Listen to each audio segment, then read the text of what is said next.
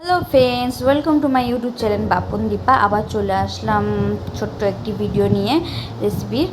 রেসিপিটা বানাচ্ছি, তোমাদের সাথে শেয়ার করব। অবশ্যই দেখো, আমি অনেকদিন পরে রেসিপিটা শেয়ার করছি।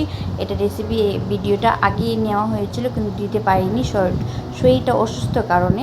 তাই তোমাদের সাথে আজকে ভিডিওটা শেয়ার করছি। তোমরা অবশ্যই দেখো, ভালো লাগলে পরে পাশে থেকো, এটুকুই চাই বাস। চলো, এই দুটোকে ভালোভাবে ছুলে নিয়ে এর হবে 3 রকমের বড়া পিঠে, তাই তোমাদের সাথে শেয়ার করব।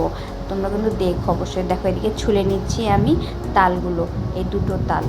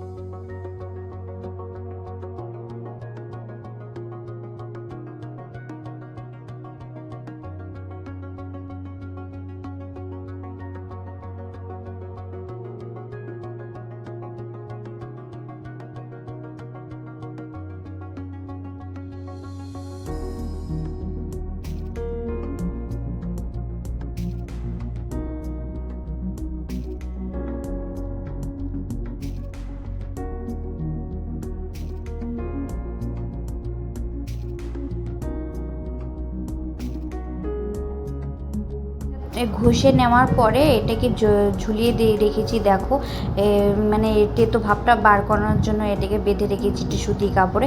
তেতো ভাবটা বের হয়ে গেলে তারপরে এটা পিঠে বানাবো।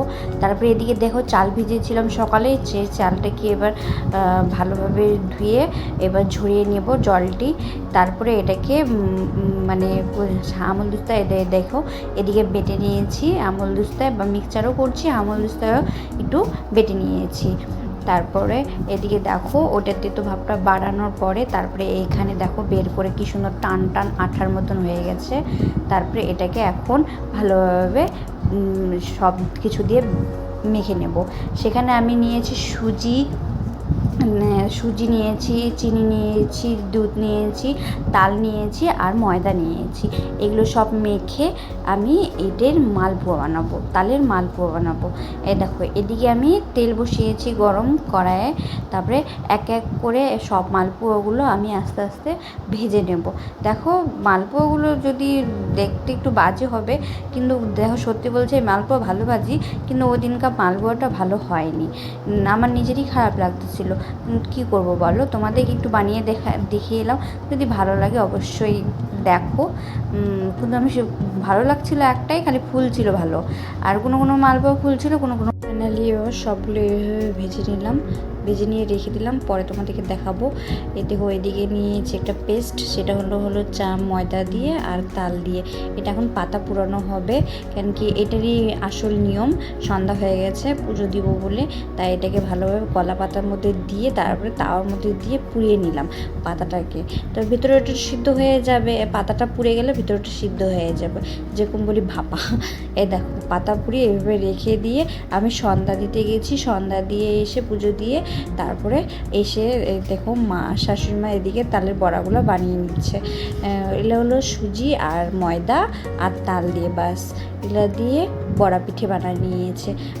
তারপরে এভাবে সবগুলো এক এক করে সব ফাইনালি আমাদের বড়া পিঠা রেডি, ভেজে নিয়েছি। দেখো কেমন লাগছে, অবশ্যই লাইক কমেন্ট শেয়ার করে দিও। যদি ভালো লাগে তাহলে পাশে থেকো, সাবস্ক্রাইব করে।